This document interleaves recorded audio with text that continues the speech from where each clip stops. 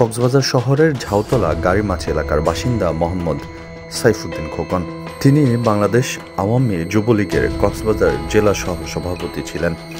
জেলা যুবলীগের সভাপতি সোহেল আহমদ বাহাদুর ও কেন্দ্রীয় আওয়ামী লীগের সভাপতি মণ্ডলীর সদস্য জাহাঙ্গীর কবির নানকের বিশ্বস্ত সহচর হিসেবে বেশ পরিচিত তিনি।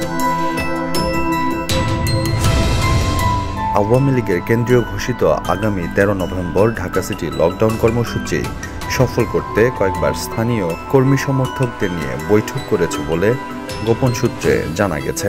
মুক্তিযুদ্ধের সপক্ষের মানুষেরা আপনারা রাস্তায় বেরিয়ে আসুন।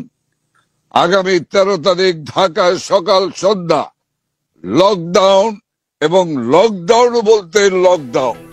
সূত্র বলছে, ফ্যাসিস্ট শেখ হাসিনা সরকার পতনের পর থেকে আলোচিত মোজাম্মেল পরিবার ও মুজিবুর রহমান চেয়ারম্যানের পরিবার পলাতক রয়েছে, কিন্তু এখনও বহাল তবিয়তে রয়েছে তাদের উত্তরসূরি খোকনের পরিবার। তথ্য বলছে, শক্তি নিয়ে মাঠে আলোচনায় আসতে চায় এই সাইফুদ্দিন খোকন।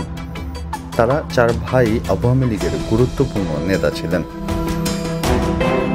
জানা যায়, খোকনের বড় ভাই গিয়াসউদ্দিন কক্সবাজার জেলা ছাত্রলীগের সাবেক সভাপতি ও শ্রমিক কর্মচারী ফেডারেশনের সাধারণ সম্পাদক এবং প্রাক্তন ছাত্রলীগ পরিষদের সভাপতি। তারই মেঝো ভাই হারুনুর রশিদ জেলা তাঁতি লীগের সাধারণ সম্পাদক, ছোট ভাই কামাল উদ্দিন ওয়ার্ড আওয়ামী লীগের সহ সভাপতি, একই সাথে জেলা আওয়ামী লীগের সাধারণ সম্পাদক মুজিবুর রহমানের রক্তের সম্পর্কের আত্মীয় তারা।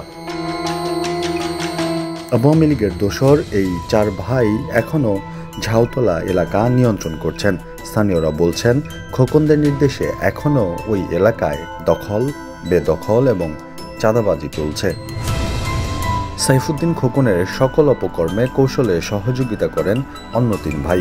এখনও পুরো এলাকা জুড়ে চলছে 4 ভাইয়ের রাজত্ব।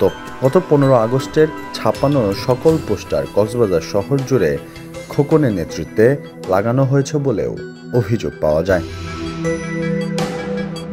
গত বছর সরকার পতনের আন্দোলনে এই সাইফুদ্দিন খোকন তথা পিকে খোকনের নেতৃত্বে গাড়ির মাঠ এলাকা থেকে লোকজন নিয়ে আন্দোলনকারী ছাত্র জনতার উপর হামলা চালায়। তারপরেও কেন এই যুবলীগ নেতা পিকে খোকনকে আইনের আওতায় আনছে না প্রশাসন, এমন প্রশ্ন ঝাউতলাবাসীর। অতি দ্রুতই তাদের আটক করে আইনের আওতায় এনে শাস্তির মুখোমুখি করার দাবি জানান এলাকাবাসী। নিউজ ডেস্ক, কক্সবাজার কণ্ঠস্বর।